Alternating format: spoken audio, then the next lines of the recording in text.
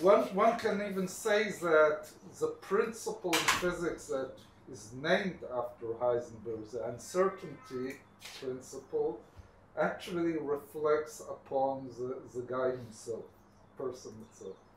There's a huge uncertainty about where he exactly stands within the whole game of politics and physics before and during World War II. Okay, so let's start with a bit of history about Heisenberg. Heisenberg, when he developed quantum mechanics, was a very young guy. He was 23, perhaps 22, 23, when he came up with quantum mechanics, the matrix description of quantum mechanics. Actually, even didn't have yet his PhD.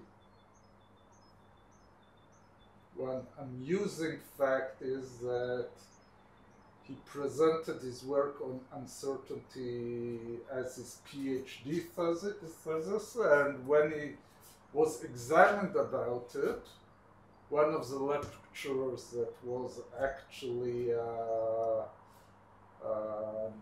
specialist in optics didn't understand anything about what he's talking about in the uncertainty principle in quantum mechanics, but he gave as an example of uncertainty a microscope taking a picture of some small object, and if you throw a photon at it, it will change its position. Now, the guy, the specialist in optics, didn't understand anything about it, but when he heard about a microscope, well, that he understands, and asked Heisenberg to explain chromatic aberration in microscopes. And Heisenberg didn't know about it, so he failed him in his PhD exam. So you have a subject that was submitted to PhD, got a Nobel Prize on it, but was failed in the exam. Actually, he was forced to take a course on optics and come back a year later to an exam on his PhD. So that's a side remark about the utility of exams. Okay, so he was a very young guy. He basically didn't take part in World War I, which a lot of the people who did develop quantum mechanics participated in it, and actually was, in some sense, like a Peter Pan type of a character. Like, he continued to participate in a youth movement until his mid-20s, and he was very attuned with all kinds of nationalistic ideas about the greatness of the German country and the German nation, so in terms of nowadays quite right-wing. And on the other hand, he wasn't an active Nazi. He didn't join the party, never joined the party. So that took part, like in 1919, there was an attempt by the communists to take over Munich, his home city, and he fought on the side of the right wings to stop the communists. So that's a small. Actually, there's a very interesting personal memory that he wrote, that one day when he was on guard duty during that the time, he was thinking about the concept of models of atoms, which were then the standard models that perhaps some of you have seen in high school, about some building blocks that you put in the electrons in orbits and so on, and it didn't make any sense to him, and that was some step for him moving on into quantum, the theory of quantum mechanics. Anyway,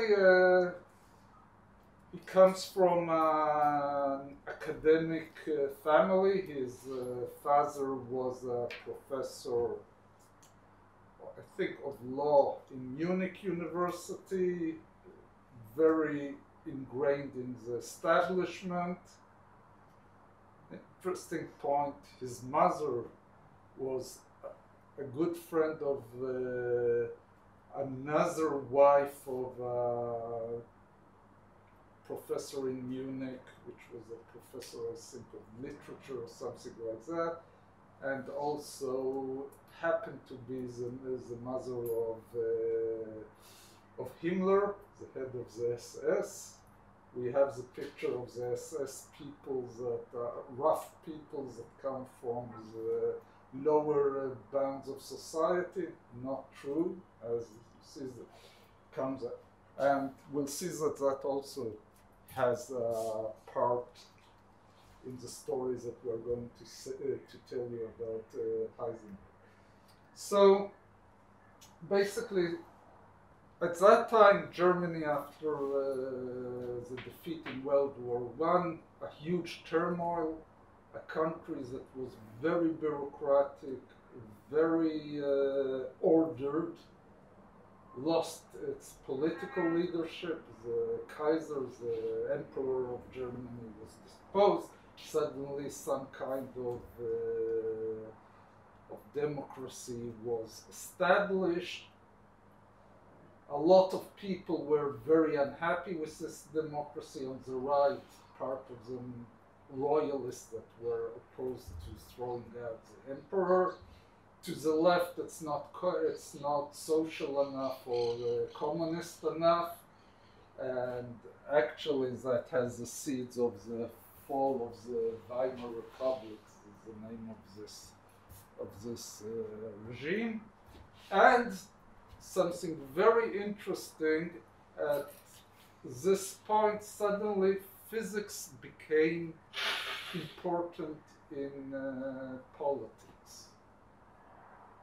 Well, as you know, seldom that in the Knesset here there's argument about some physics theory, but suddenly relativity theory became a bone of contention in politics.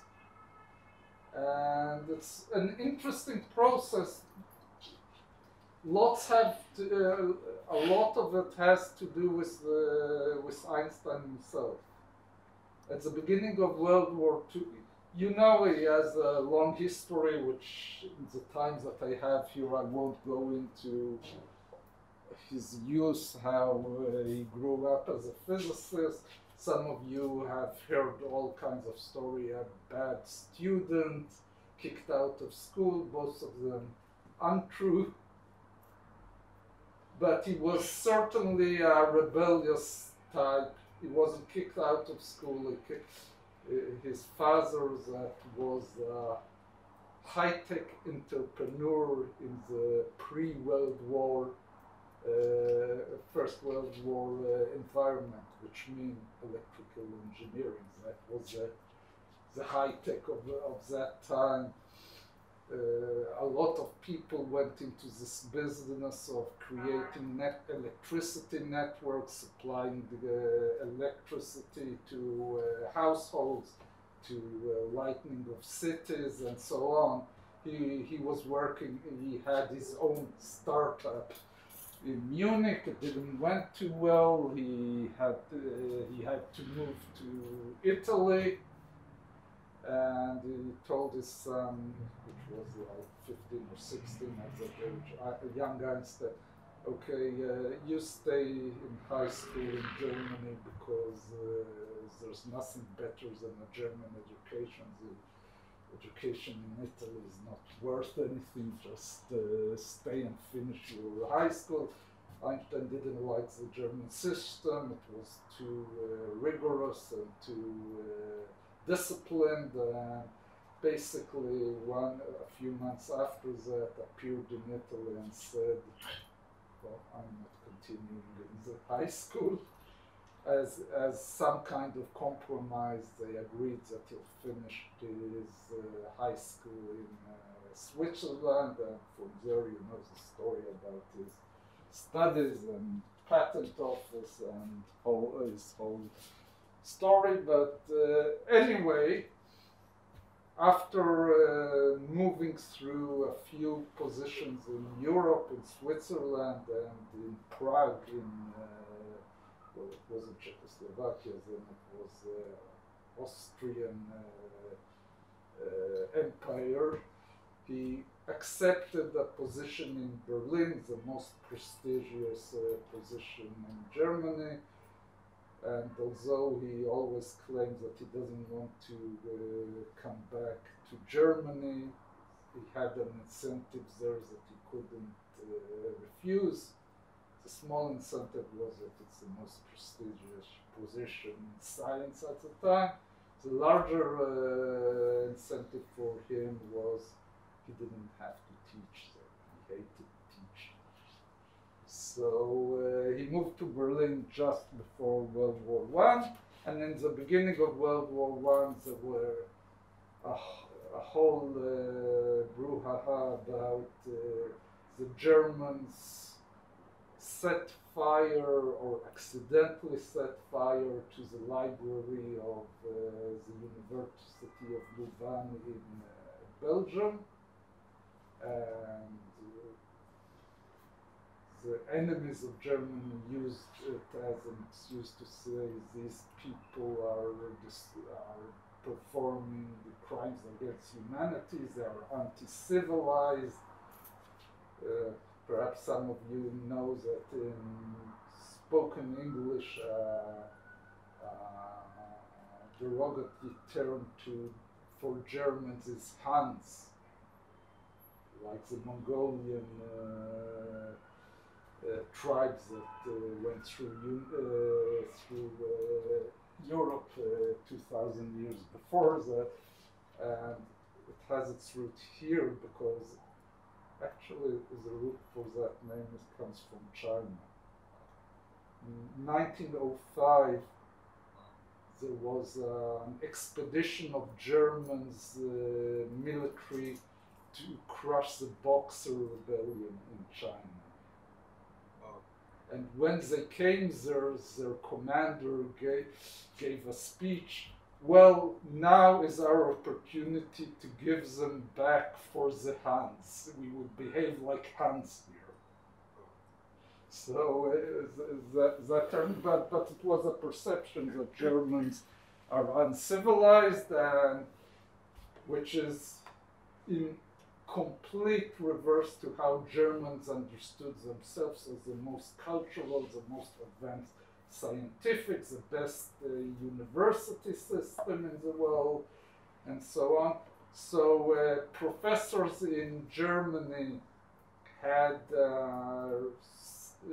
wrote a petition, something like, it's unbelievable that you come with such claims that we are behaving in an uncivilized way. We are here fighting to establish and protect civilization, and except for 4 tenured professors in Germany, everyone signed it except for Einstein and 3 others. And Einstein came with a petition that we should stop the war and stop this bloodshed. So already for the right in Germany, Einstein was a red flag, a black flag, whatever you want to create. And after World War I, especially after the expedition in 1920 that saw this eclipse, and Einstein was propelled into international recognition and became a celebrity. For the right, it was very infuriating. This pacifist guy who doesn't stand behind the German nationalists gets such recognition in the world. So why did they get recognition? Because of this relativity theory. This relativity theory is, first of all, we can't understand it, it's not visible, doesn't make any sense. And second of all, if they are using it as, if he's using it as his claim to fame, it's probably also wrong. So suddenly it became very important for the German right to claim that relativity is wrong. And during the 20s, when the German right was replaced by the Nazis, it's not only wrong, it's also wrong, degenerate Jewish physics. And actually, this concept was propelled by two Nobel laureates, German Nobel laureates in physics, and those two names you probably haven't yet, but you will hear about in your undergraduate studies. One of them is Leonard. Some of you perhaps heard about the Leonard-Jones potential. Yeah. So he's not a nobody. He did something in physics. And the second is Stark, which is the second part of this course in quantum mechanics 2. You will hear about the Stark effect, the behavior of a hydrogen atom within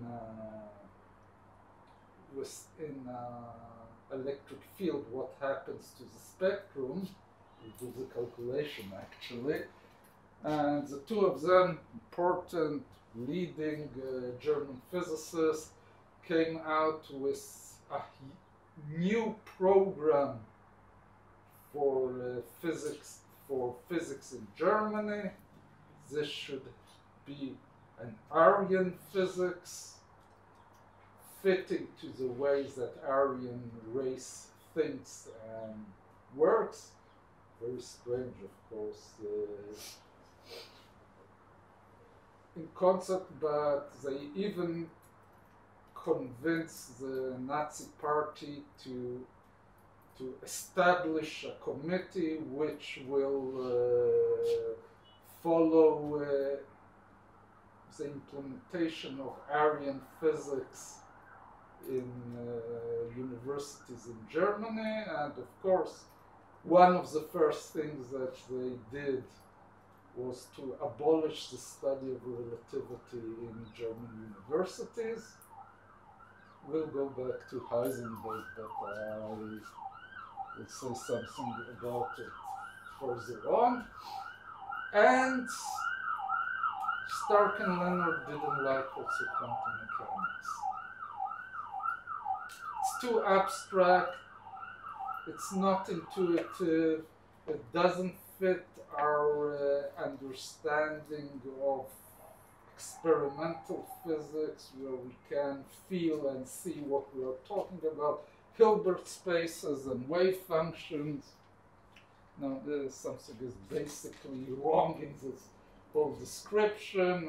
It's somehow Jews influenced everything and destroyed the ways that honest physicists should think about it. And they fought also quantum mechanics. And here you can see the beginning of the problem for Heisenberg. On the one hand is nationalistic German in good standing, Aryan background, nothing to do with Jews. On the other hand is his claim to fame is quantum mechanics.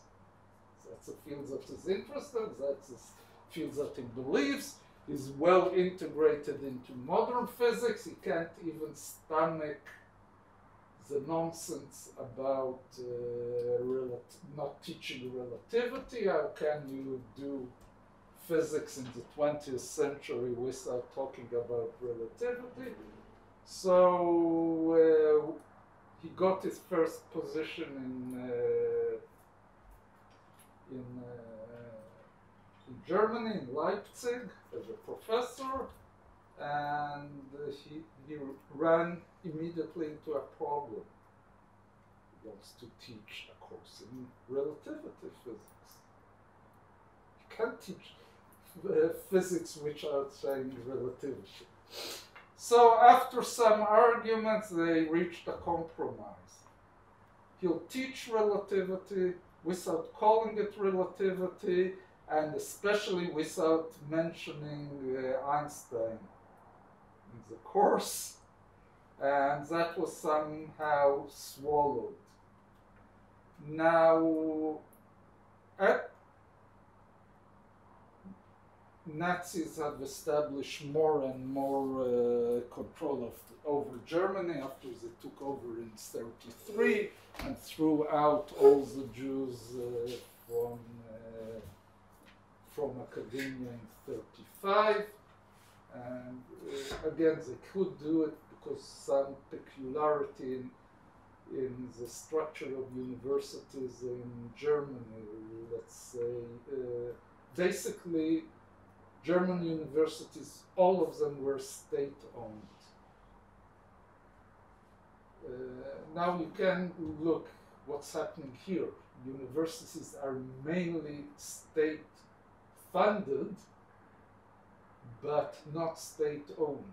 And you can ask, what's the difference? For example, in Germany, every worker in the university, including professors, all of them were state employees.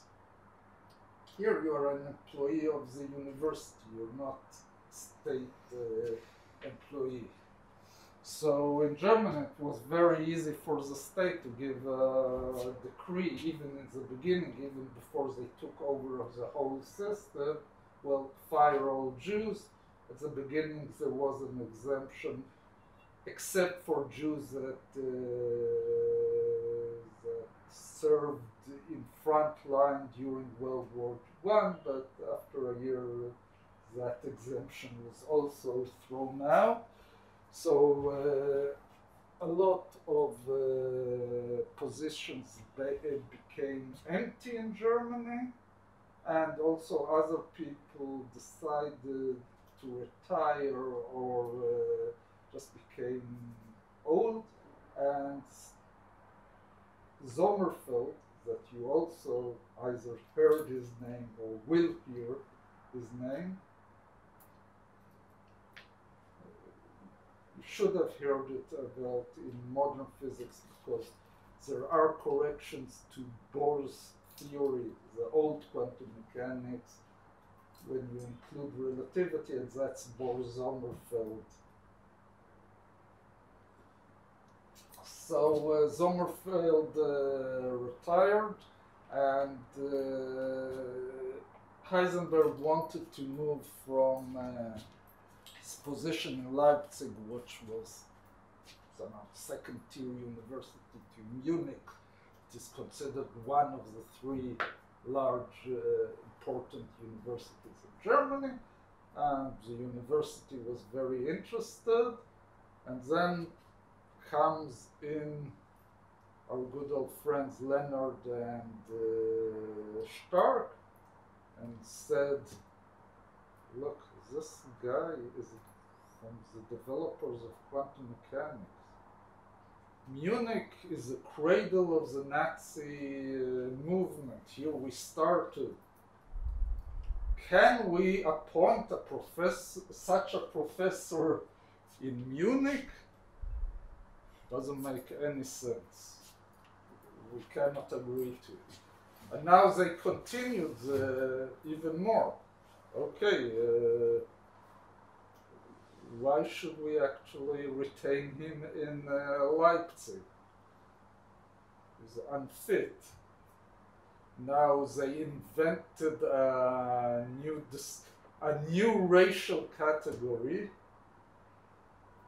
There's Aryans, there's Jews, and then there are Aryans who think like Jews. That was a new description, a Weissjude, a white Jew, which is racially Aryan, but his mind was corrupt by Jewish thought, and we should get rid in universities also from these kinds of people. And here I'm going back to something I told you in the beginning. Here is the importance of a mother. I told you that so the SS established a committee to think about this problem, to come up with a policy. And Heisenberg's mother went to Himmler's mother as good old friends and told, leave my son alone, basically. And she convinced Himmler to let go of this committee, and an agreement was arrived. They arrived at an agreement, which was basically Heisenberg won't come to Munich, will stay in Leipzig, but in Leipzig we'll leave him alone. And actually, for the continuation of this story, this incident has interesting influences on Heisenberg. Okay, so we're already 37, 38. Germany is moving towards World War II. And in 39, the war starts. And you know that around 38, 39, suddenly nuclear fission is discovered. And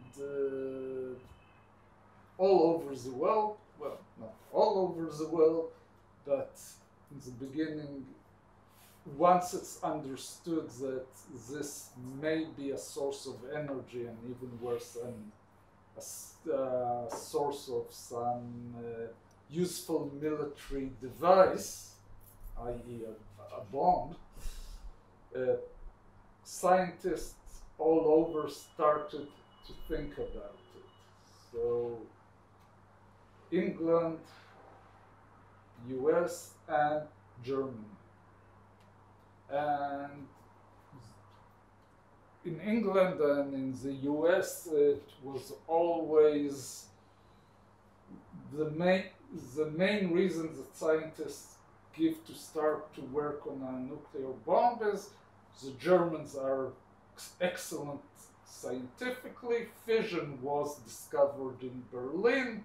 They have the infrastructure. They're probably on the road to nuclear weapons, so therefore we have to work on it. No matter how destructive it will be, it's much worse that they'll get it first. Okay, now in Germany, things had a very slow start. Very slow and very confused. Part of the slow start you can understand already from the background that I gave you. You can't do nuclear fission without understanding quantum mechanics. Quantum mechanics is suspect. We are not so much interested in it. The second reason that it started slow is that basically Germany was focused on a short war which will end in its total victory. And since in a short war you won't have time to develop a nuclear bomb, no point to start. Let's invest whatever industrial capacity and scientific knowledge we have in things that will bring an immediate advantage, not something that will take years to develop. Nevertheless, and very typically of Germany, where all kinds of agencies had each its own area of operation, and usually in a fight with the other agencies. You can see it just from the structure of the German army. You had the regular army, you had the SS, you had the Luftwaffe that didn't belong to any one of these two organizations.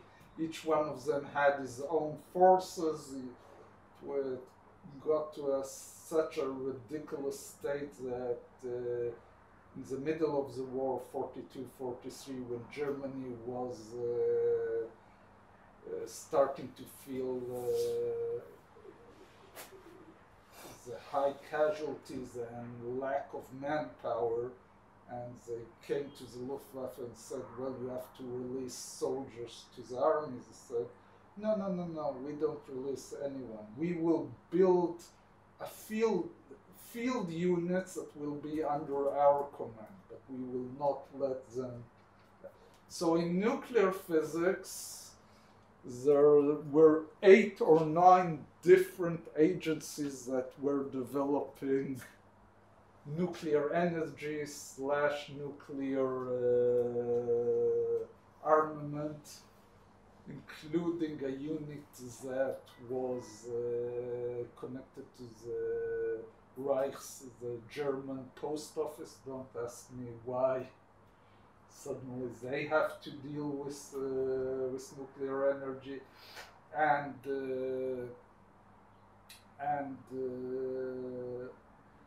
one of these agencies was put under the direction of Heisenberg. Now, there's conflicting explanations about why Heisenberg was appointed and why did he accept this appointment. You can think about the position. The guy wasn't allowed to get a position in Munich. Why should he go and work for the Nazi party to develop a nuclear weapon? On the other hand, he was a good German nationalist, so you can say, well, I don't like so much the parties that's now in power, but I still want that Germany will win the war. And you could even pose this theory that he decided that if he will bring some kind of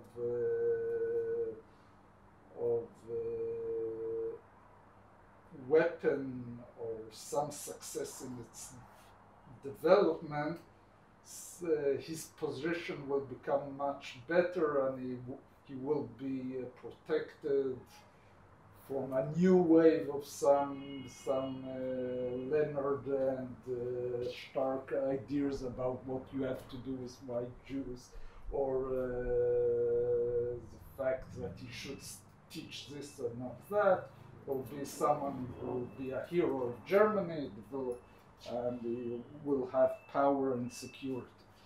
Anyway, so that's the beginning of the uncertainty.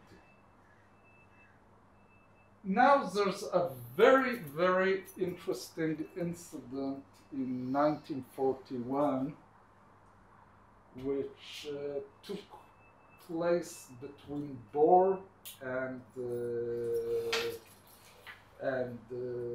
Heisenberg.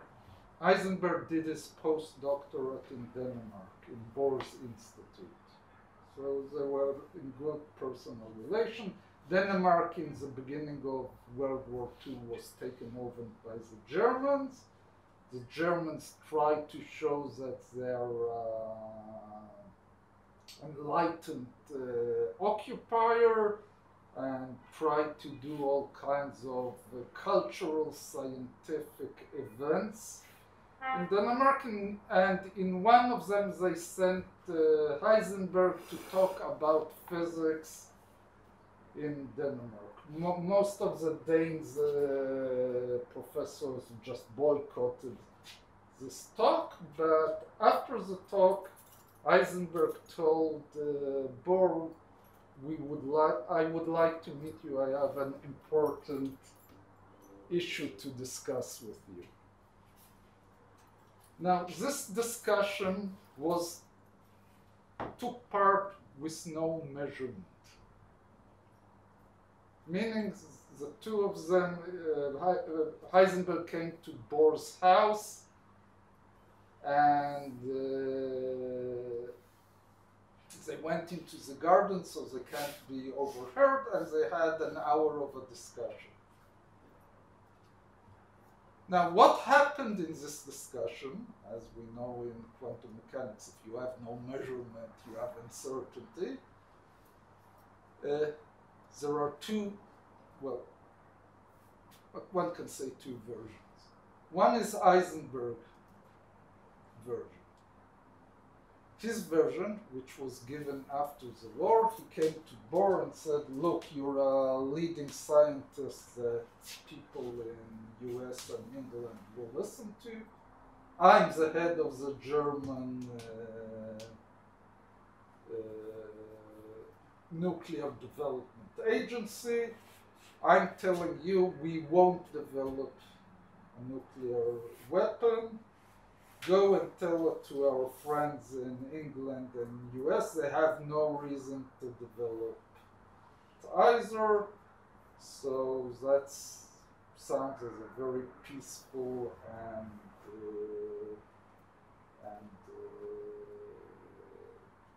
reasonable request. On the other, Bohr refused until his death to say anything on what happened in this meeting. But a few days after that, he transferred to Sweden, escaped to Sweden. He was half Jewish, actually. His mother was Jewish. But probably the Germans, the Nazis wouldn't have touched him. He was too famous. But he immediately requested to get to England, immediately came there and said, well, you have to work harder on nuclear weapons. And according to a few people who checked his archives that were opened only 40 or 50 years later, and by an analysis of his behavior after, also after the war, he refused to meet Heisenberg at all, which wasn't his policy towards other German scientists. His version is basically that Heisenberg came to him and said, well, we are on the way to obtain nuclear weapons, convince people in England and US to give up. So, uncertainty and Heisenberg. What was actually going on in this meeting? Actually, there was a play written in around 2000, Copenhagen, which was actually on Broadway. I saw it there, and there's also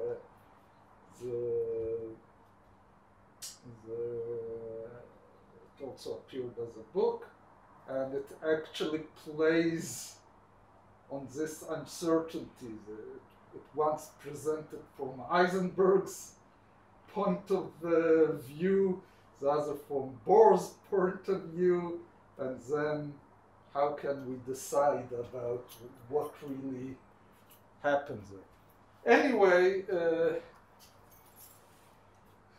how you can decide, like we said, measurement is not always in the, we can see what happens later and decide what was really there. And well, basically, until the end of the war, Heisenberg, standing in the head of the German development of nuclear energy and weapons, didn't progress much.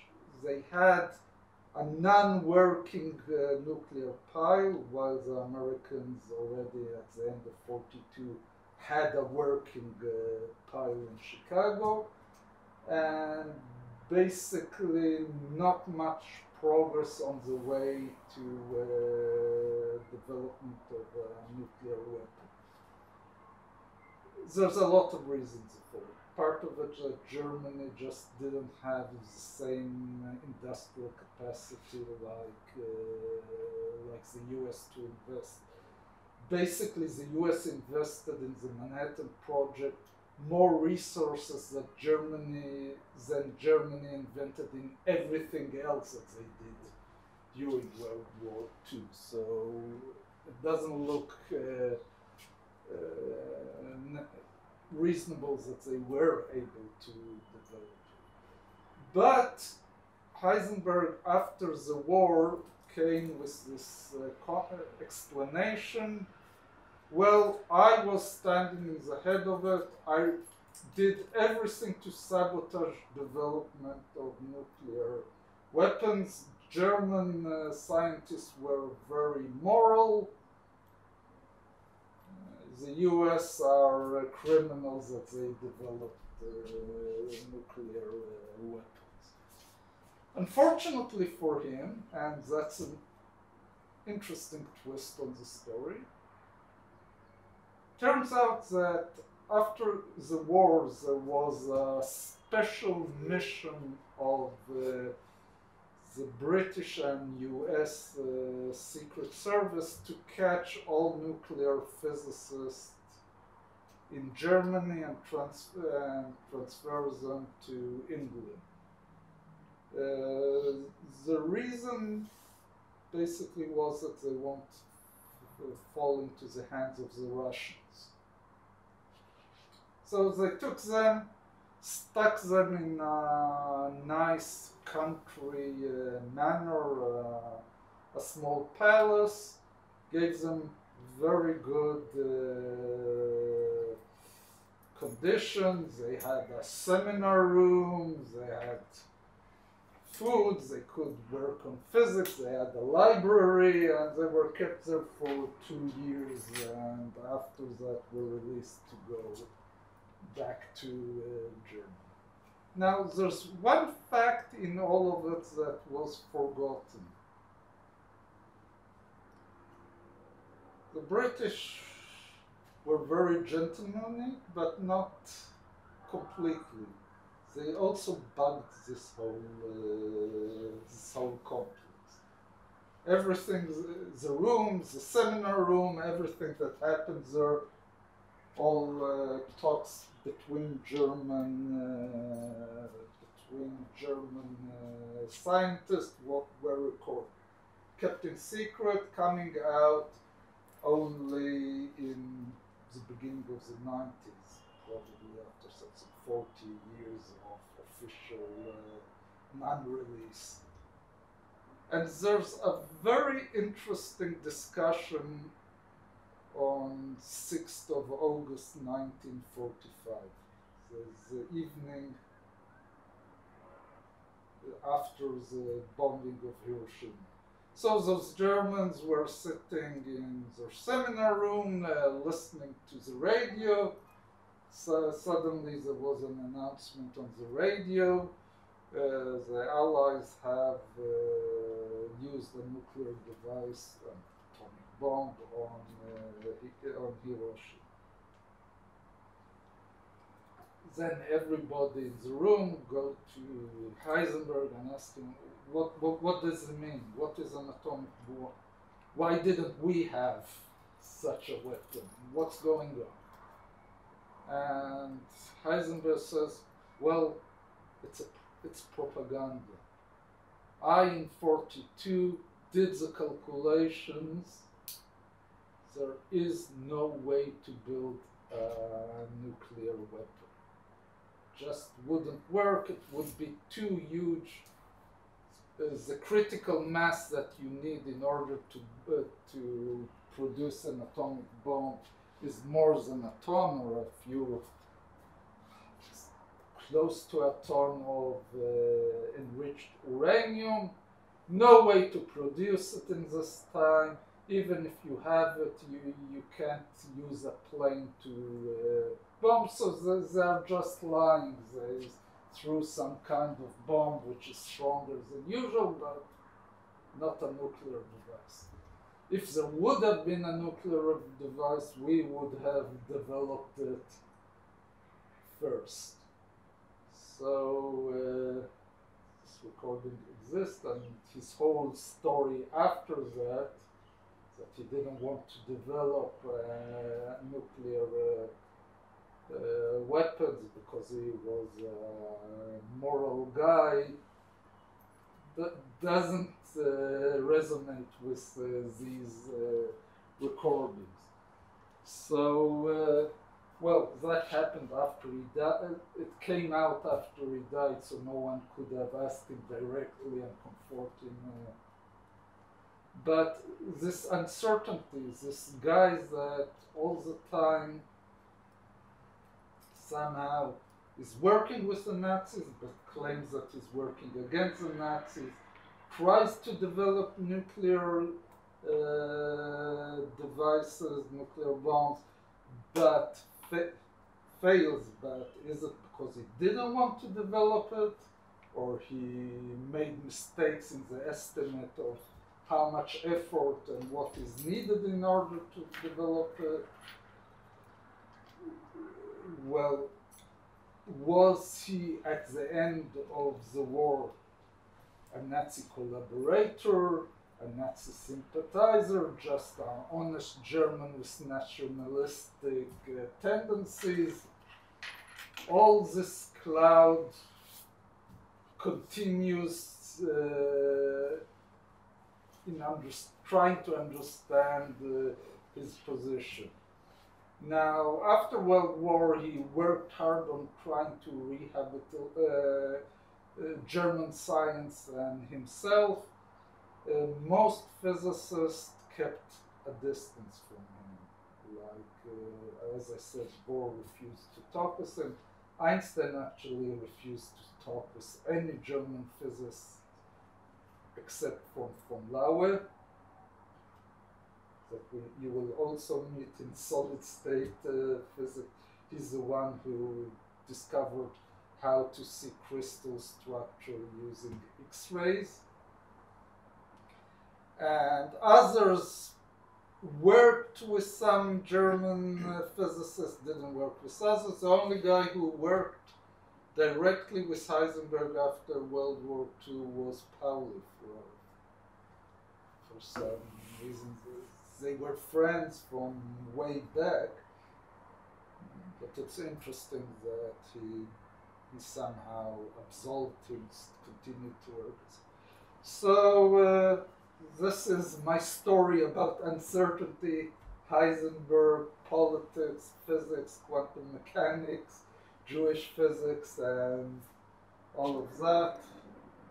So interesting history. You can read about it if you want to. There is, you can look for the play Copenhagen. You can look for the farm hall recordings. That's transcribed of all the recordings from this place in England, where the interesting discussions between physicists that think that they are talking on the clear, and there's a couple of biographies of Heisenberg that are also very interesting.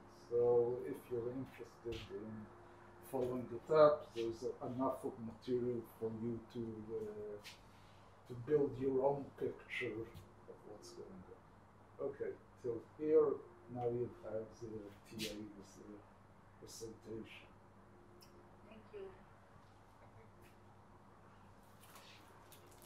אז מתחיל בשתיים? בשלוש?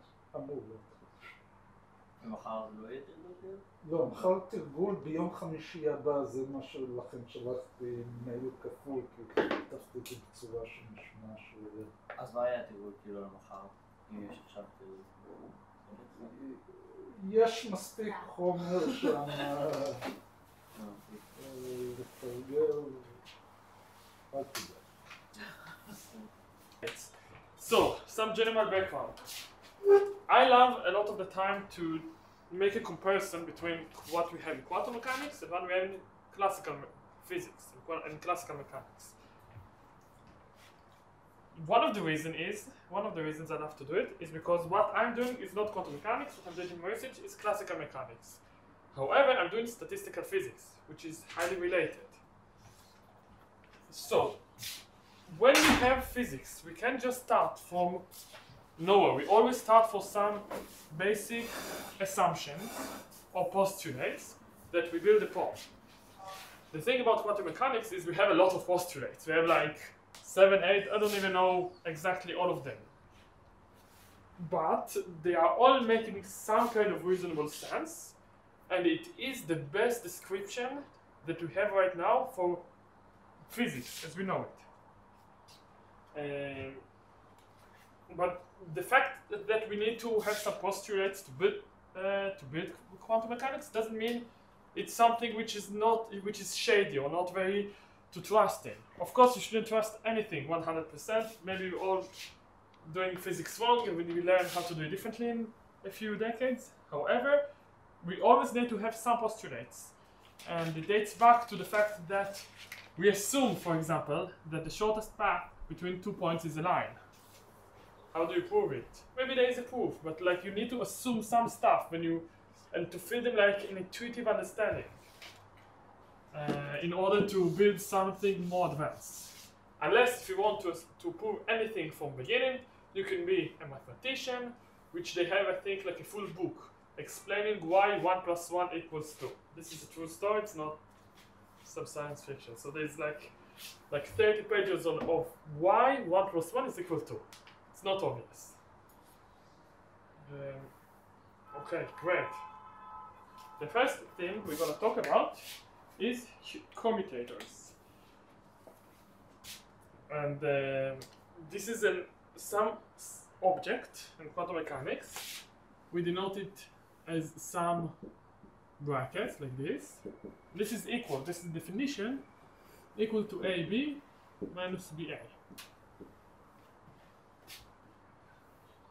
Perfect. This is very important. It's somehow related to the Poisson brackets in analytical mechanics, but not exactly. This is like the quantum version. And A and B here are operators. So in the homework, what we ask you to do is to check what happens when we apply X operator, P operator, minus P operator, X operator on some wave function psi. What we see, if we do it carefully, we're going to get it is equal to IH bar psi, right? No minus. This is another way to write this expression is as X comma P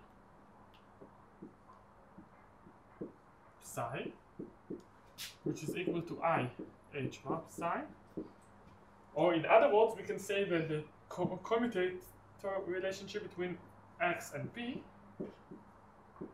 is equal to IH bar, a constant.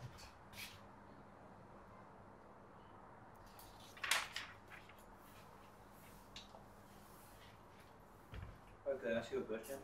No. Yes. We know that if the commutation relation between two operators is 0, then they share the same base, right?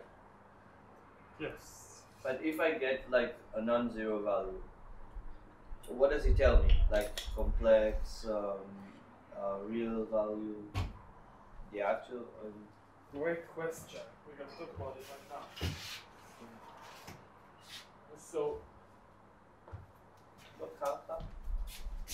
לא קר לך? אין לי בעיה שתשאיר פתוח, אבל... If you have compliment, if you have any complaints, you can say it in English. Sorry. They ask if it's not too cold for me. No, but... I want to be like you. לא נעים לי מאור. Anyways, so, when we have two operators, A and B. Good morning, you look so awake. Get up!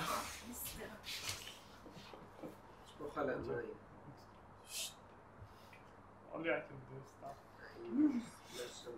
Anyways, when you have two operators A and B, we say that they commute with each other if the commutation relation is 0. This means it doesn't matter the order of which we apply them to some wave function. It's like saying we measure in different axes, kind of. Meaning, if we want to measure something, if we want to measure this particle, and then we want to measure some other particle, when they don't interact, let's say the measurement over here I can call it A, and the measurement over B I can call it B. So they don't have to interact, so it doesn't matter if I measure first A and then B, or first B and then A. Doesn't matter. However, if I try to check regarding this particle where it is, let's call where it is as X operator, and then we want to see how fast it moves, or what its momentum, let's say P operator.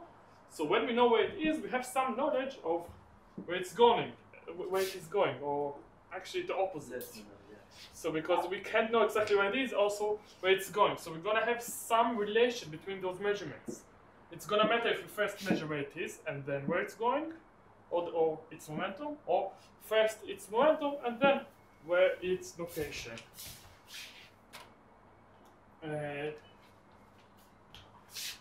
If A and B, the commutator relation is equal to constant, we say it's commute on a constant. It doesn't mean it's commute. It's like this is not a commutator relation. Like it is a commutator relation, but those operators do not commute. They commute onto a constant. It means it does matter if you measure first A and then B, or first B and then A. The way to see what we measure first is right here, when we say A, comma, B on some wave function. This is A, B over the wave function plus B, A over the wave function. So if minus BA over the wave function. So if we get here 0, it means it doesn't matter the order of measurement. So this is one option. This is another option. The third option is when A and B is equal some third operator C. So for the first one, a good example will be X operator with itself. Because it doesn't matter if I check the location and then the location, or the location and then the location. For the second option, we have X and P. We get IH, which is a constant. For the third option, we have the angular momentum operators. Meaning if we, and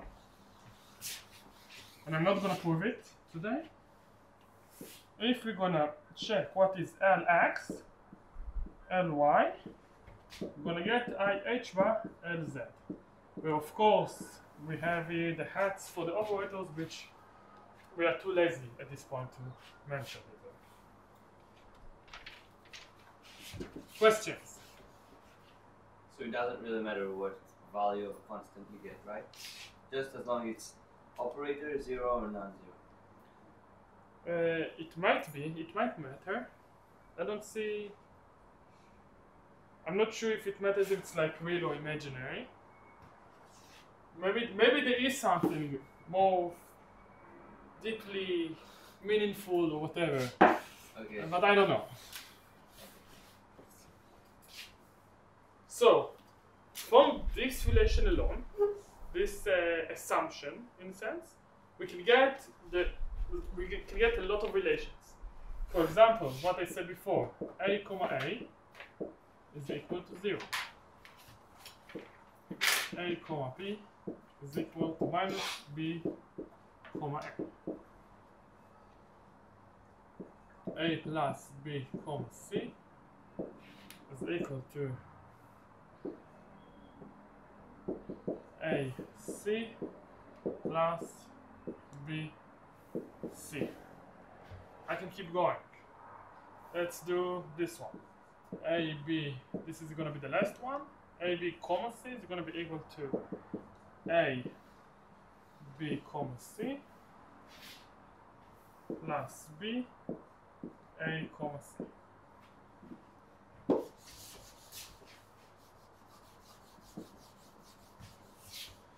There are lots more of properties, a lot more relations you can produce, but they're all a consequence of this assumption, of this definition assumption. So if I just, for example, the last one, I can just put it inside here. So what I have, AB is our A, so we can write it as AB. So A comma B. We can put this inside here and show that, and I ask you to do it. Okay, we can go from here to be easier for me to do it now. We can show you this is exactly A. B, C minus C, B plus B, A, C minus C, A. This is equal to A, B, C minus A, C, B plus B, A, C minus B, C, A. A, B, C.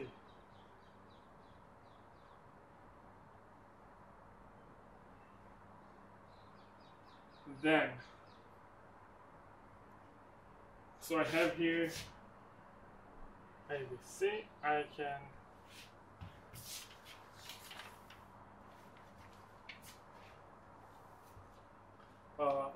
we can get back to it later, actually. I can give it to homework just because I want to try. The idea is we can play with those stuff, because I can say, okay, I can use this and say that, for example, when you have BA, we can write BA as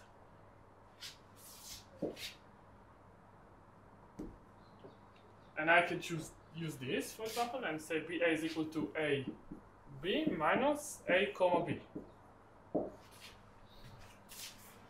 For example, I don't want to go through all the derivation. I think there's a reason it's not in the notes because it can be a little bit long. But the idea I can replace BA with AB minus A comma B. You understand why this is true? Yes? You understand why this relation is true? Yes? Yeah. What? This relation, this equation, why it's true. You understand? Why it is true. Why this holds. True. Oh. True. Yeah. Oh. Got it, yeah? Yeah. Okay. Yes? Yes. Perfect. So basically, what I'm gonna do, I'm just gonna give you a little bit of an idea of how we're gonna do those kind of stuff. So I can take this BA and say, okay, this BAC is equal to ABC minus A comma B C, for example. And you can keep playing with it until you get to this definition. It will be in the homework, don't worry. If you don't understand it now, you will understand it in the end.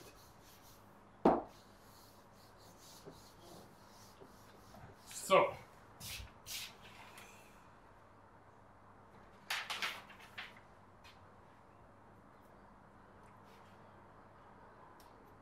any question about commutator relations?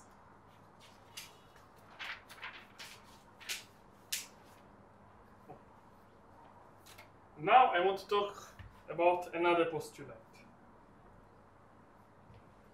A lot of the times what we're going to do, what we love to do, is talk about the Schrödinger picture, which is basically when we have H psi is equal to I psi dot, something like this. The general equation with Schrödinger equation. I want to compare it. So what we call this in this equation, or in this picture of formalism, we say that the wave function psi is going from some 0, so from some psi at t equals 0, to some psi at some t equals t prime. Meaning we let the wave function evolve over time. Another way to look at it is through the Heisenberg picture. Did Richard teach you about it in the lecture? The Heisenberg picture and the Schrödinger picture. Okay. No. So let's compare between the two. There is the Schrödinger picture and the Heisenberg picture. Okay.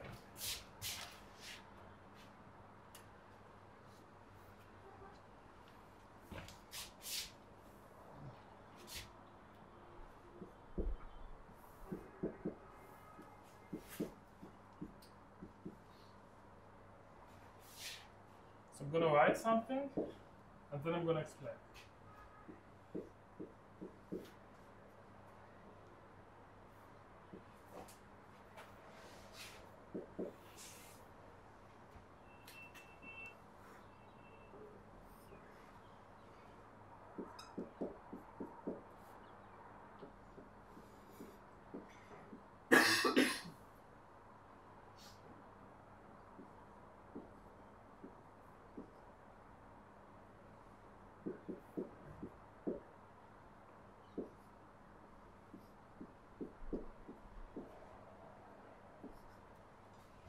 So, there are two ways to look at quantum mechanics and how when we measure stuff and when we get like some information regarding the system. One way is what we know. If we have a wave function psi, we evolve it over time. We put it inside the Schrödinger equation box. We turn it around, and then psi evolves over time. The other way is to say, okay, we have psi is some initial condition. It doesn't evolve over time. However, the operators, O is an operator, some operator for momentum operator or space operator. The operators are the ones to evolve over time. The classical way to think about it is like having let's say a ship, okay, and the ship is sailing in some water, in some like tomato soup water or whatever, and we want to, and let's say it goes to the right at some velocity v, and we want to understand the dynamics of the system. So we can look at how the ship, let's say we are sitting on an island and we have some eyes. We can look at the ship and see how it moves, and the water doesn't move with respect to the ship. And a lot of the times we can say, okay, we can stand inside the ship instead and say, oh, the ship doesn't move, the water moves around it. So I love the illustration. I think you enjoyed the illustration, but the idea is we can look at it as we are from the ship, meaning we are evolving over time. The Schrödinger picture says the wave function evolves over time, and if you want to measure like if operators are like some constant at time, and we can look at the Heisenberg picture and say the operators evolve over time, but the wave function is some constant, which is like the initial conditions or something. It's two ways to interpret quantum mechanics. It gives us the same solution because it's essentially the same. It's just a little bit different in how we look at it.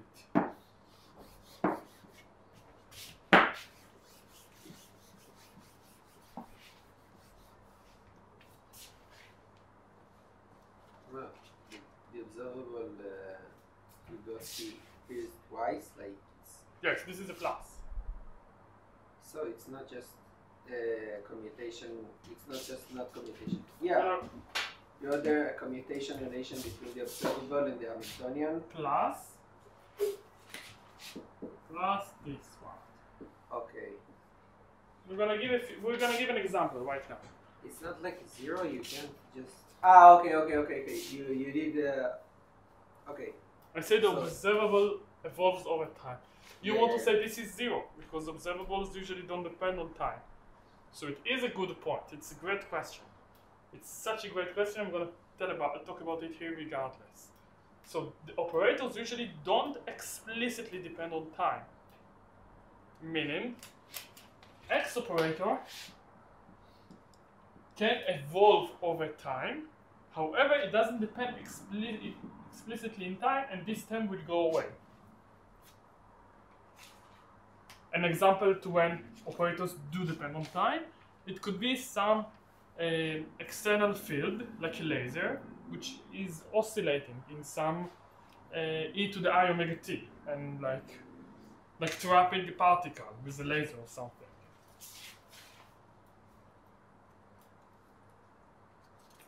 Can you say that these like ideas depend on what reference frame you look at the? In some sense, yes. It's not on which location you look at it. Classically, you say, okay, I'm looking like I'm inside a boat or on an island nearby. So there's like some relative to what am I measuring? Here it's in a different way. It's not exactly location-wise.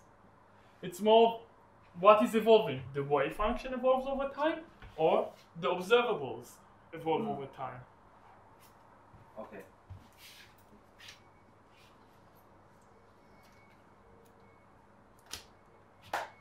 So I'm gonna write the Heisenberg picture formula again, a bit larger.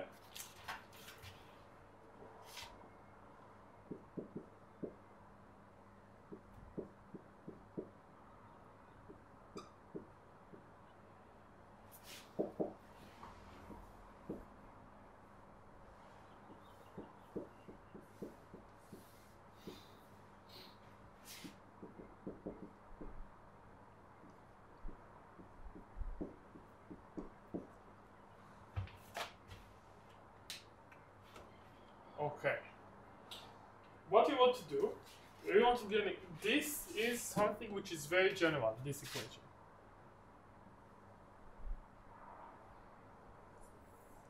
So, did you learn about the Ehrenfest theorem? Of course you did. Yes. Basically, it's some way to relate quantum mechanics to classical mechanics using operators on average. More precisely, what it says, it gives us two equations. The first one is that P operator on average is equal to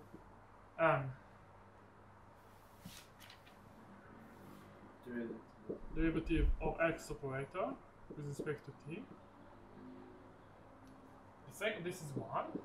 The second one of first is that the derivative of P operator will be with respect to time is equal to minus derivative of the potential, which depends on X operator,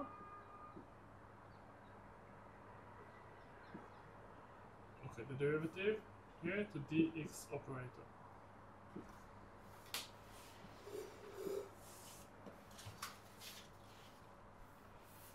The reason we say it's like somewhere closer to the classical physics is because we have here expectation values or average value, and also what we have here is basically P is equal mx dot, and here we have dp to the t is f, where f is dv to dx, where v is the potential. Happy. We're all having fun. So we can actually prove those laws, this theorem, using this Heisenberg picture. What a great man was Heisenberg.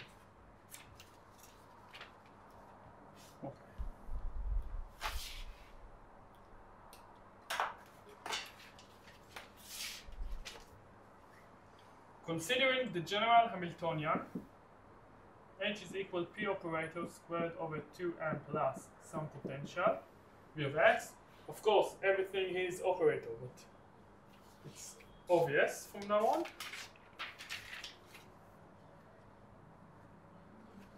Okay, so this is the Hamiltonian. We can solve for x operator first. So I just insert to this equation. I get IH bar d to dt of x is equal to x comma h plus 0. 0 because x operator doesn't explicitly depend on O.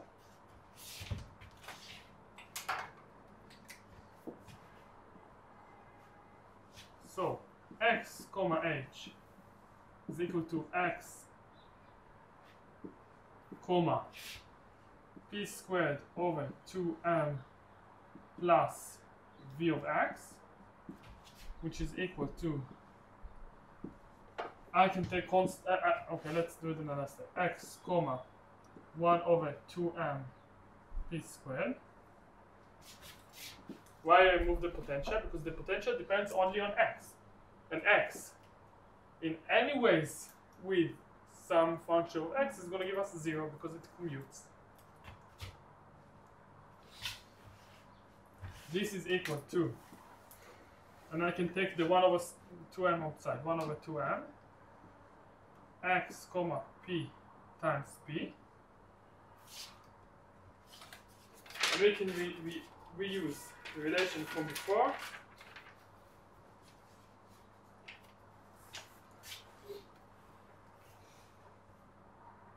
And say this is equal to 1 over 2m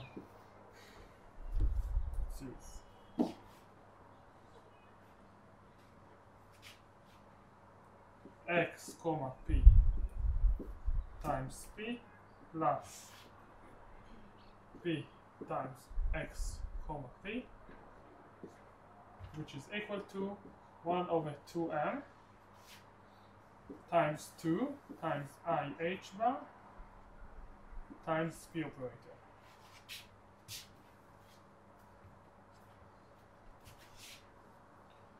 Giving us IH bar over n p operator. Questions? מה קרה לפוטנציאל? What happened to the potential? What I said regarding the potential is it depends only on x and polynomials of x. And because we know that any operator a comma a is equal to 0, I can say that x comma f of x for any function is going to be 0. If you want to further prove it, you can write f of x as a Taylor series. You can write it as x comma a sum over some coefficient an, sum over n equals 0 to infinity, x to the power of n. And notice this is an equal sign because the Taylor series for any function which is some analytical physical, which it is because they're doing physics and not mathematics, we can write it, the full Taylor series is going to describe all the function completely.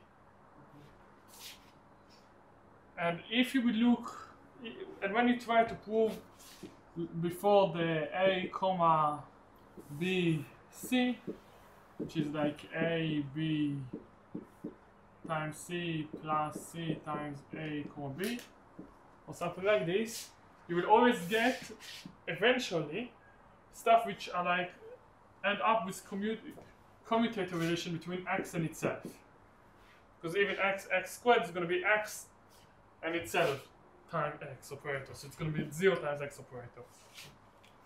So this is something which is general, which is good to know.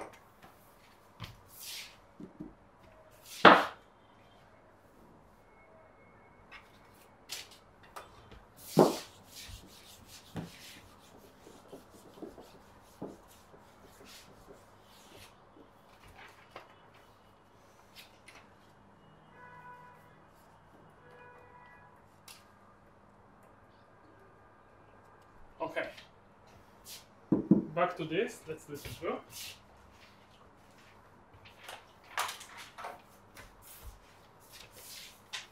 we get that I h bar dou x to the t is equal to the average value of I h bar over m p, meaning p average value is equal to m times dou x to the t, and we are happy.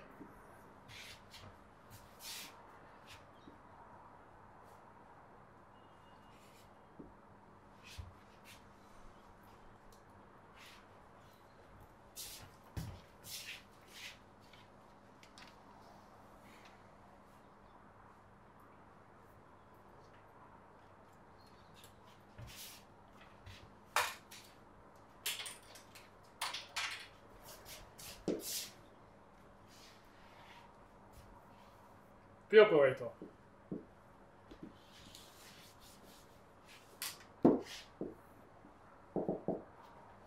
So, same trick.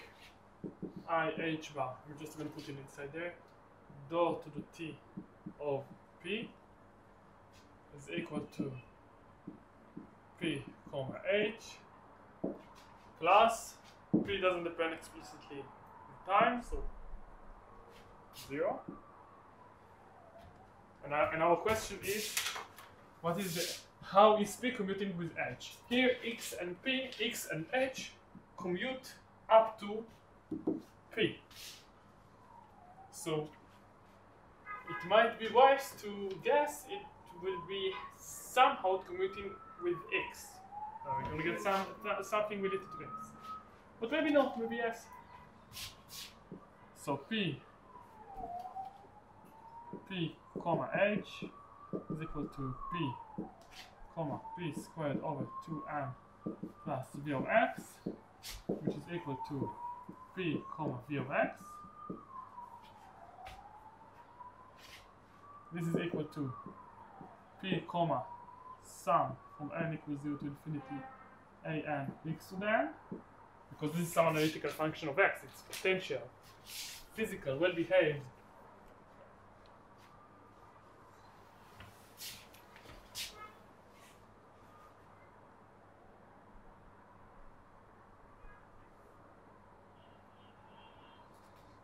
And I can write this, because this is a sum, I can write it as I can take the sum outside, n is equal to 0.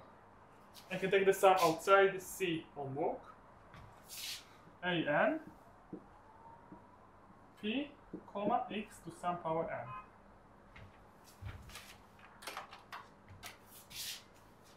Questions? Stop me. To prove that? You will see in homework. This is very easy. Yeah, I mean, it's just like summation of reality. Exactly. So you can see it from here. Anyways, so now we need to see what is p and x to the n. Before I said, okay, if it was x and x to the n, it's trivial. Here it's not trivial, we want to see what it is. This is equal to p x times x to n minus 1.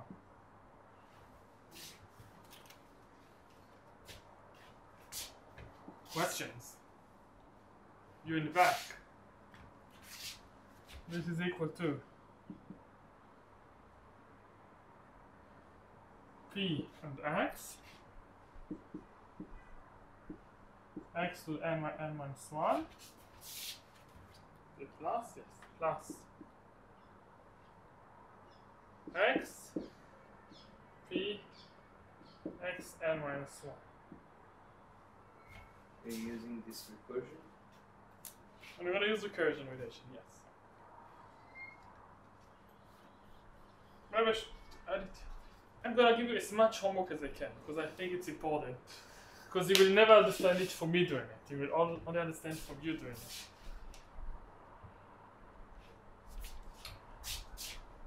I can keep going, because what we have here is IH bar.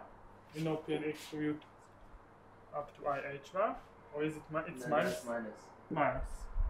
So we're going to get minus IH bar x to the n minus 1 plus, and we're gonna do the same trick. We're gonna say x times, and now we're gonna have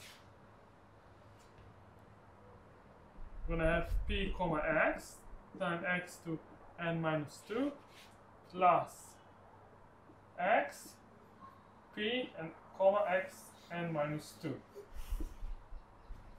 So we're gonna get here minus ih bar x to the n minus 1 minus ih bar x to n minus 1 plus x squared p comma x to n minus 2.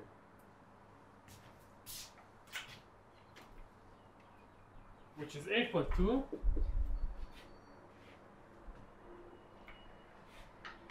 minus ih bar n x to the n minus 1.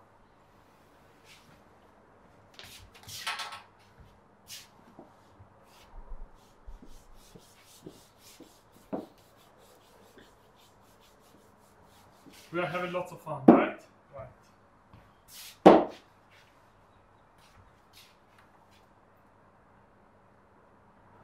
Okay, end of semester, everyone is tired. Do you agree? Does it make sense? I didn't prove it, I just said, okay, the first one gives you minus ih bar, here is the second one.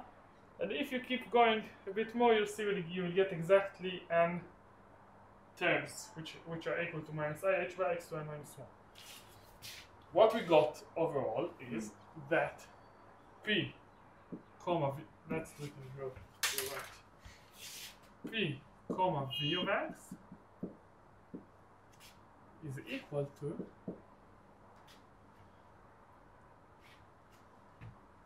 a sum over n equals 0 to infinity an minus ih bar and x to the n minus 1. This is equal to minus ih bar sum from n equals 0 to infinity an and x to the n minus 1. This is equal to minus ih bar d to the x sum n equals 0 to infinity an x to the n, which is equal to minus ih bar d to the x d of x.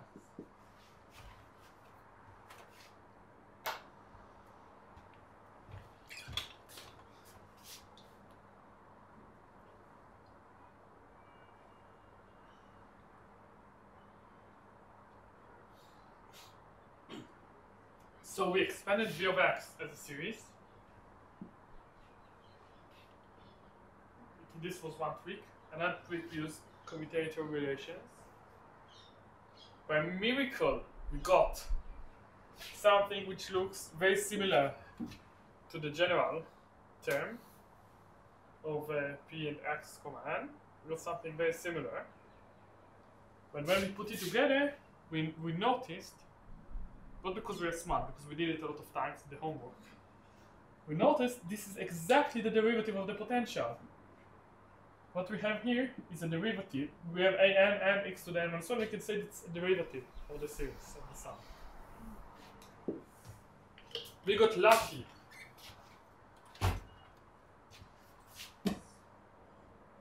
Putting it back and dismissing the ih one, we get dp to the t is equal, and we have here minus to minus.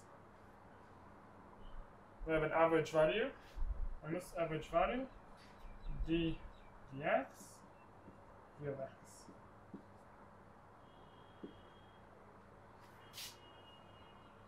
Wow! Amazing.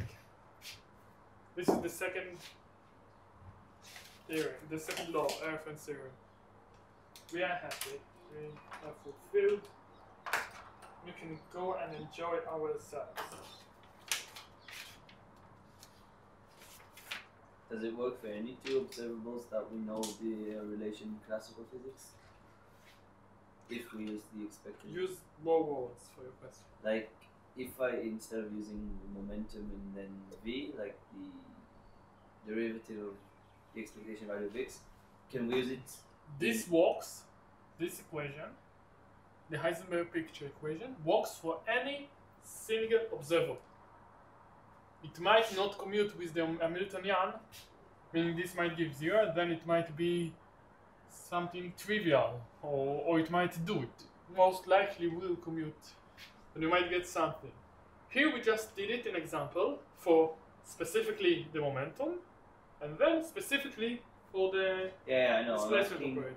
if we can have relations of, I can't recall, let's say, I don't know, any What? two, relations. It's not about two observables. The reason we have the relation between x and p and x is merely because how we choose the Hamiltonian. Because we said, okay, let's assume our Hamiltonian,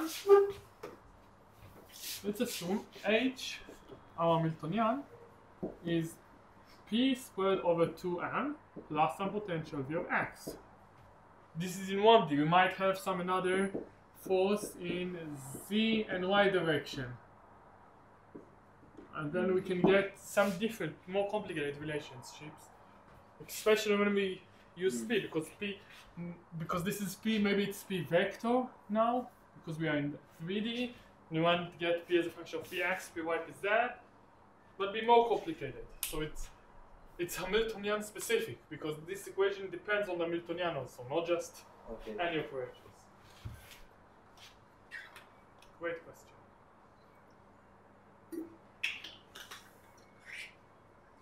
Depends on the Hamiltonian, we get Different relationships. Because what is the Hamiltonian? It's like the black box which we put inside either the wave function if we talk about the Schrödinger picture, or the observables if we talk about the Heisenberg picture. Yeah. We put whatever inside the box, we rotate it to make it move forward in time until we get to some specific t tag or t naught we are interested in, and then we can do whatever we want to do with it. Okay, great. I'm gonna erase everything.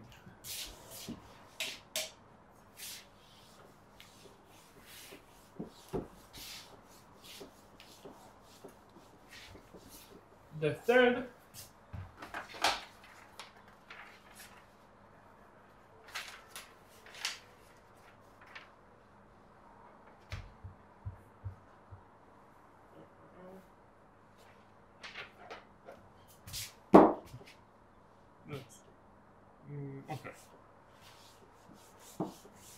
The third postulate we're gonna talk about is the wave function collapse. Meaning, it might seem trivial that when we measure wave function, let's say we have psi, which is equal to 1 over square root of 2 something in state 0 plus 1 over square root of 2 something in state 1, where phi n is some function of n, let's say the Hermite polynomials, and we know that phi 1 is denoted at state 0 and phi 2 is phi 0 is denoted at state 0 and phi 1 is denoted at state 1. We assume that when we measure something at this state, at the state 0, meaning if we have a measurement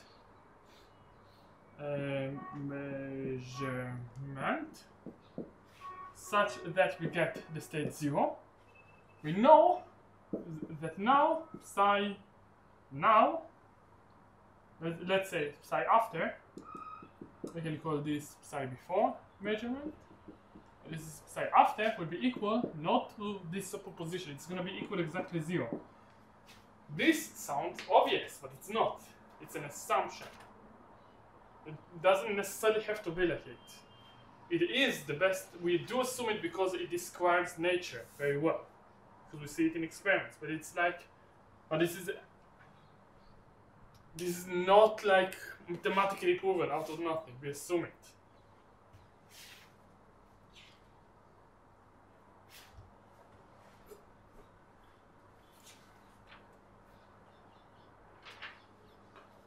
Is it clear? Do you want me to give an example? You assume that the distribution changes? I assume that if I measure the wave function and I get some energy level, for example, or some state, specific state that I measure, it might also be some location, the wave function is gonna collapse to what I measured. זה לא פשוט, זה היה אומר הסתברות מותנית, כאילו? So you can prove it. You assume that we have conditional probability. It's not an assumption out of the blue. It's not like if I measure 0, so I get 2. No, it makes sense. Yeah, no. You assume that these are the possible states, and when you get one of them, this is the only possible way that the wave function will. Yes, that's what I'm saying. It's like, let's say we have some wave function of x. I'm gonna give a short example, which looks something like this. And I measure it. And I have a detector over here, some I, which I check. And if I measure there, I check, let's say, every 10 seconds. It matters how frequent I check it, but let's say every 10 seconds I check it. If I measure here something, the wave function collapses, and now we know it's right here where we measured it. So this is that before seeing the particle, before we see the particle, and here it's after we see it. You say the frequency of measuring is important because of shallow Nyquist? No, there's something called the maybe zero effect. I don't know. But the idea is, okay, I'm gonna give it an idea of why it's important, the frequency of measuring. Because when we measure, we influence the wave function, we influence the system. We cannot measure without paying anything. We must pay something or get something. If we have knowledge, we alter the system. What is exactly measuring? It's a complicated question. I'm not gonna answer. But I'm gonna give one example. Let's say we have here. Let's say we measured here. This is a measurement, so we have a delta function. We let the wave function evolve over time. And let's say it evolves in some manners. So it goes like this, and then like this, and so on. Okay. However, if we measure it really, really fast, just like a fraction of a second, after we measured it the first time, it's gonna get stuck here. Yeah. So if we keep measuring very, very fast and frequently, it's in some ways we are like trapping a particle. Cool. So it's always there. It has some probability that maybe we didn't measure fast enough, that sometimes when we're gonna measure it, we're not gonna see it. But it's a very low probability. And if there's certain kind of measurements that actually won't get it stuck. Like if we don't measure, we can have it also. We can have weak measurements. Meaning, let's assume we can somehow. And this is more complicated, and I don't want to get into the details. But let's assume we have some wave function, and instead of checking if it's right here, if the particle is right here, let's say I have some way to just tell, and that's all I know, to tell if it's somewhere in this regime. Let's say there's some way I can say it's somewhere here, but in a way that doesn't give me any knowledge regarding of where exactly. So the wave function is going to collapse to something like this. Not to a delta function. Then it's not. Then you are not compromised by uncertainty. No, it's like it relates to the uncertainty principle. But let's stop talking about it. Okay. It's not related to the subject of this tutorial. I know why you said no postulates. Because we're not talking about probability, but also in probabilities you have the postulates of probabilities. I think by Kolmogorov, like a 3 postulate, if I remember correctly. So it's also not given. Okay. Last subject. Today is going to be a short tutorial.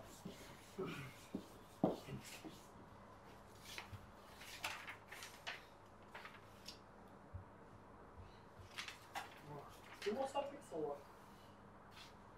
many seminars? I'm trying to do it as fast as possible today. Oh, you said it's short. Yeah, That's why tomorrow I it's going to be a little bit longer maybe. today? Today is a bit shorter. Ah, Tomorrow there is another tutorial. yeah. It might get a little longer tomorrow.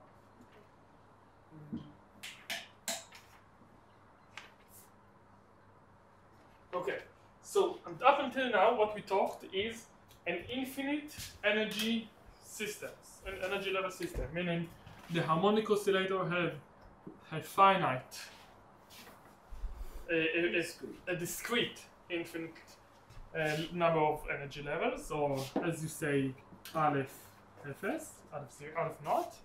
And we know that for this is, if you don't understand, doesn't matter. And we know that for a free particle, where E is very larger than V, we're gonna get a continuous number of energy levels, or Aleph. This is all. This is just an idea. One way to look at it.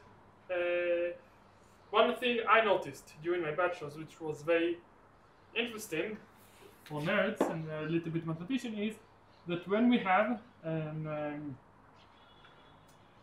like when we have some harmonic oscillator, a finite harmonic not an harmonic oscillator, how it's called? Never mind. I'm not gonna blabber if I'm not sure. Maybe tomorrow I'm gonna talk about it.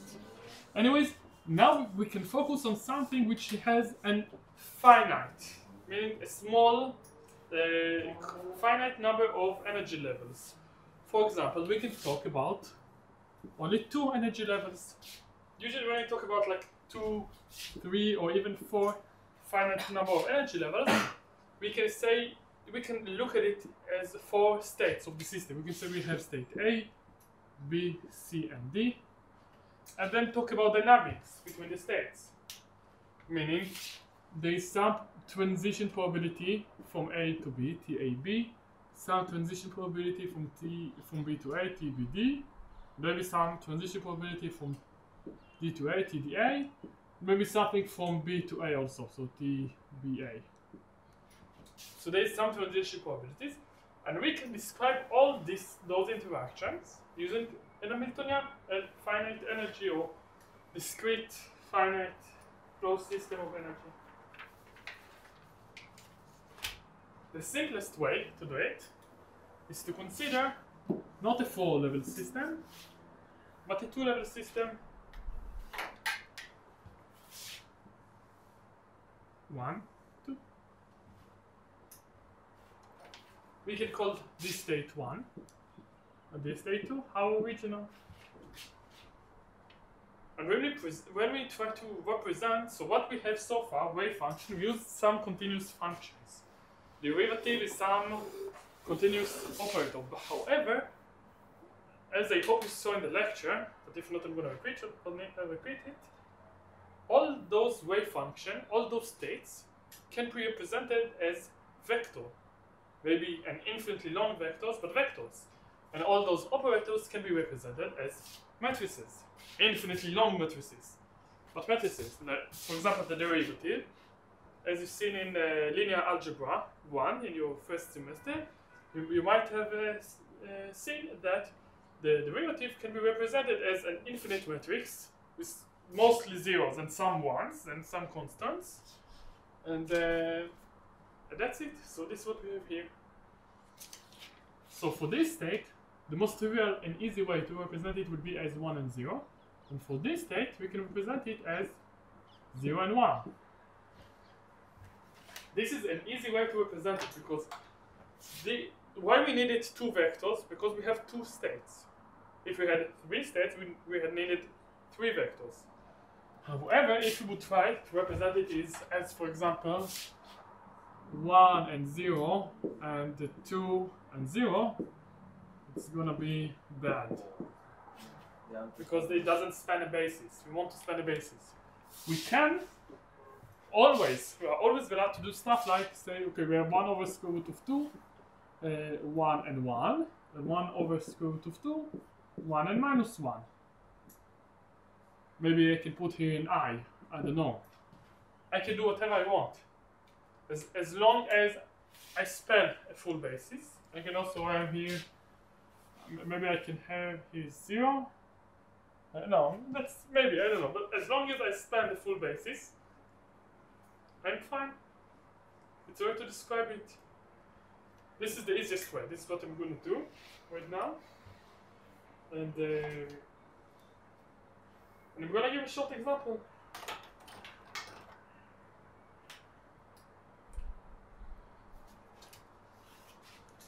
Let's assume we have some basis, it doesn't matter which basis, such that we have two operators. A operator, which is defined as given it acts on A1, we get a little a 1, 1. And if it acts on state 2, we get little a2, 2. Let's have another operator. B operator on state 1 is going to give IB state 2, and B operator on state 2 will give us some other constants 3, 1.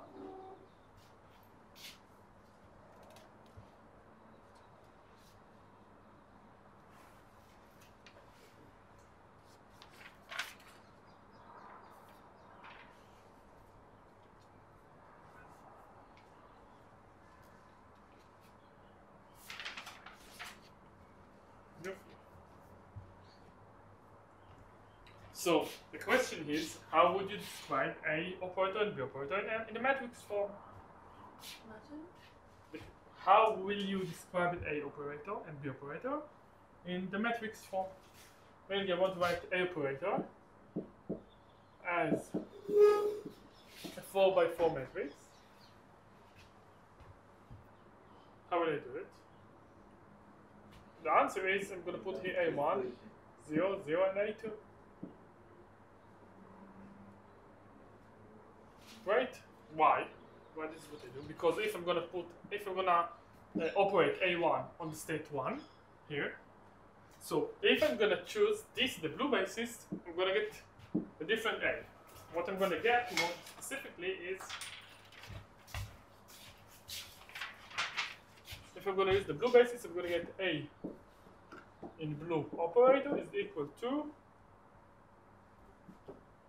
1 over 2 A1 plus A2, A1 minus A2, A1 minus A2, A1 plus A2. But the black basis, we prefer the blacks, because the blacks is more simple, and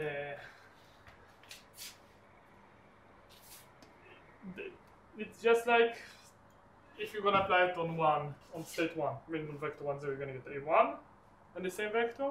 If you're gonna apply it on state 2, you're gonna get A2 in the same vector. If you're gonna take the blue A and apply it on this state 1, how define it? We're gonna get A1. And this more specifically, what they used here is 1 and 1, and 1 without an I. Perfect. For B operator, we're gonna get 0 C I B 0. However, because B operator is gonna be, because we measure something, we get an eigenvalues.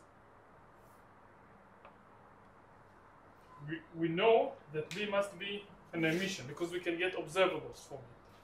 So you must imply that B dagger is going to be equal to B meaning.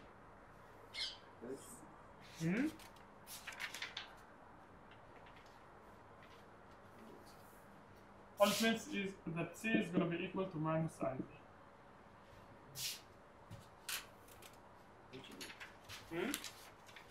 Don't you need to change this C and IB? I mean, if you multiply that by 1 and 0. If we multiply it by 1 and 0, I'm going to get 0 IB. I'm going to get IB times 0, 1, which is IB times 2.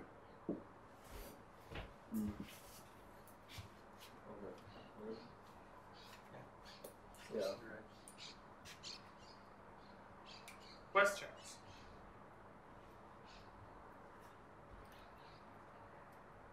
I'm a little bit confused. A and B are the observables. Are the operators. Operators which corresponds to observables. Which corresponds to observables. Which means that Meaning that if they are represented by certain observable base. sorry? They are represented They by are like certain... they are unobservable in a sense, yes. What? They are unobservables. An observable is some Hermitian operator which when you act it on some state you get You get a the same certain value Yeah. that reacts to this certain observable that I measure. Okay. Good. Right. See you tomorrow. Have fun.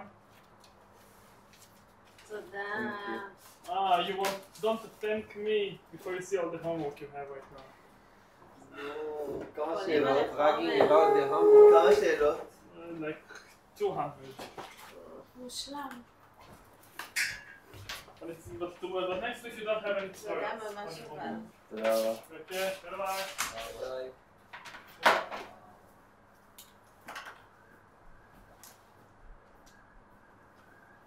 וואי, זה היה קשה, הפסקה קצרה להתראות. סיימנו עכשיו מוקדם, לא? כן, אני לא ידעתי שזה הולך להיות, הייתי באופן שלי מתי ההרצאה עברה? 5? חצי? משהו ברבע.